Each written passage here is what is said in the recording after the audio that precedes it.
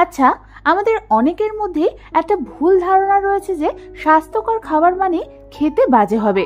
তাই এই ধারণাটাকে ভুল প্রমাণ করতে আমি তোমাদের জন্য নিয়ে চলে এসেছি সম্পূর্ণ নিরামিষ পদ্ধতিতে তৈরি পনির স্যালাডের একটা দারুণ রেসিপি, যেটা বানিয়ে নেওয়া যেমন সহজ তেমনি খেতে হয় কিন্তু দুর্দান্ত। তাহলে চলো এটা বানাতে আমাদের ঠিক কি কি লাগছে সেটা দেখে নিই। আর আমি সুস্মিতা তোমাদেরকে আমার চ্যানেল ইয়ামিরস বাংলাতে স্বাগত জানাই।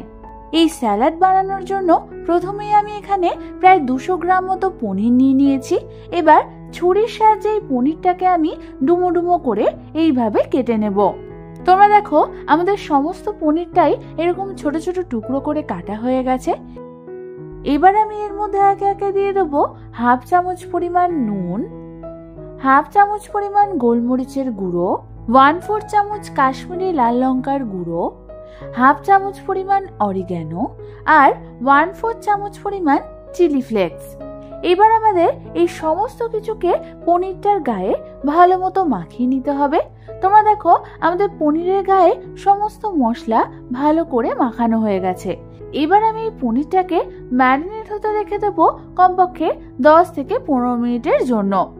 ততক্ষণে আমি এই স্যালাড বানানোর জন্য কিছু ভেজিটেবলস কেটে নেব। তার জন্য প্রথমেই আমি এখানে নিয়ে নিয়েছি একখানা গাজর। এবার এই গাজরটার প্রথমে আমাদের ভালো মতো পিলারের সাহায্যে খোসা ছাড়িয়ে নিতে হবে। খোসা ছাড়ানো হয়ে গেলে প্রথমে গাজরটাকে আমি দুটো ভাগে ভাগ করে নেব।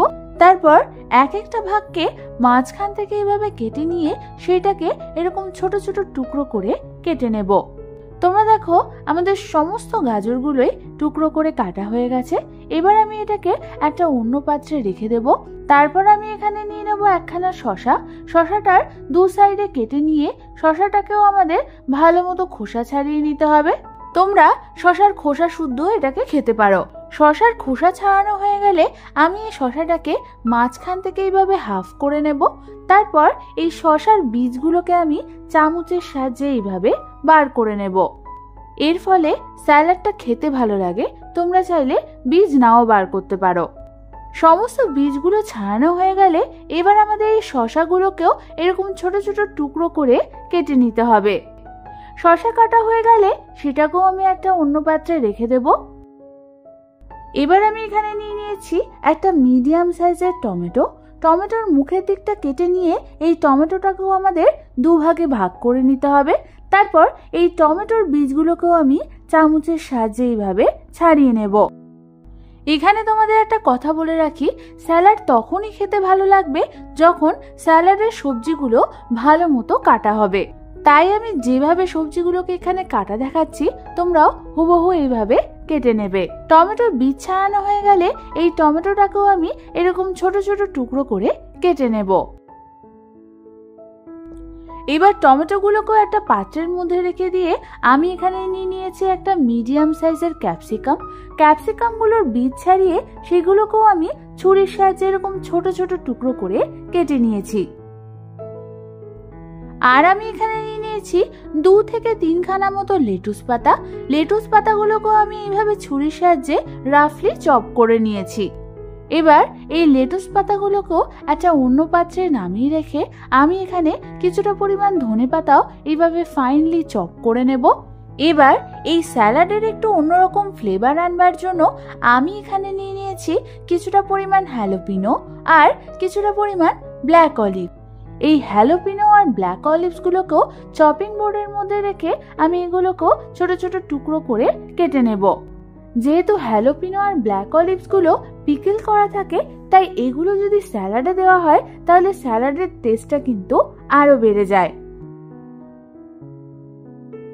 এবার এটাকে সরিয়ে রেখে অন্যদিকে আমি নিয়ে নিয়েছি প্রায় 200 গ্রাম মতো জল ঝরানো টক দই বা হাঙ্কার্ড। এবার এই হাঙ্কারটাকে আমি একটা বোলের মধ্যে ট্রান্সফার করে দেব। তারপর আমি এর মধ্যে দিয়ে দেব ইংলিশ মাস্টার্ড সস।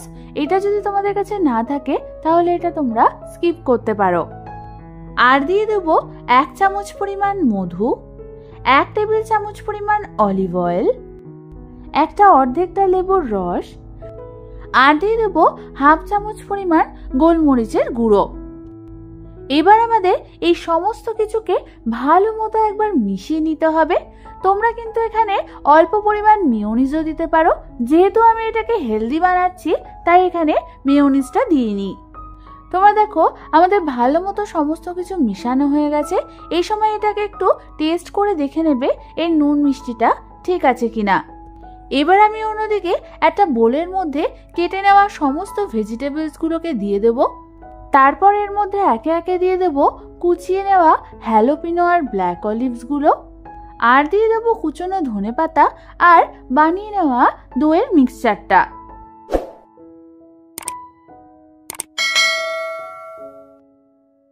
এবার আমাদের এই সমস্ত কিছুকে ভালো মতো একবার মিশিয়ে নিতে হবে। ভালো মতো মেশানোর পর তোমরা দেখো আমাদের সমস্ত ভেজিটেবলসগুলোর গায়ে দইয়ের মিক্সচারটা ভালো করে মিশে গেছে। এবার শুধু পনিরগুলোকে ভেজে নেওয়ার পালা। তার জন্য অন্যদিকে গ্যাস জ্বালিয়ে আমি একটা কড়াই বসিয়ে দিলাম আর তার মধ্যে দিয়ে দিলাম প্রায় 1 টেবিল চামচ পরিমাণ অলিভ অয়েল। অলিভ অয়েলটা হালকা গরম হলে আমি ওর মধ্যে ম্যারিনেট করে রাখা পনিরগুলোকে দিয়ে দেব।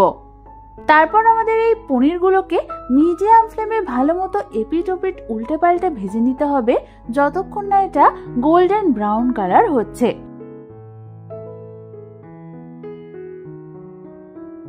বেশ কিছুক্ষণ ধরে ভাজার পর তোমরা দেখো আমাদের পনিরগুলো গোল্ডেন ব্রাউন কালার হয়ে গেছে।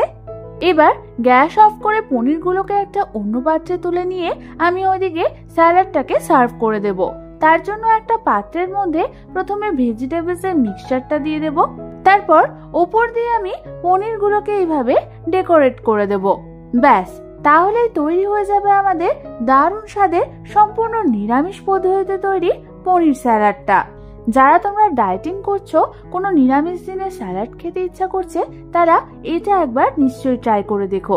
আশা করি তোমাদের খুবই ভালো লাগবে। আমার চ্যানেলে কিন্তু চিকেন স্যালাডেরও রেসিপি রয়েছে, চাইলে চ্যানেলে গিয়ে তোমরা দেখে নিতে পারো। এই রেসিপিটা ভালো লেগে থাকলে একটা লাইক করে দিও, আর এরকম দারুণ দারুণ রেসিপি পেতে হলে আমার চ্যানেলটাকে অবশ্যই সাবস্ক্রাইব করে নাও। আজ তাহলে এই পর্যন্তই, আমি আবার চলে আসবো তোমাদের কাছে নতুন কোনো রেসিপি নিয়ে।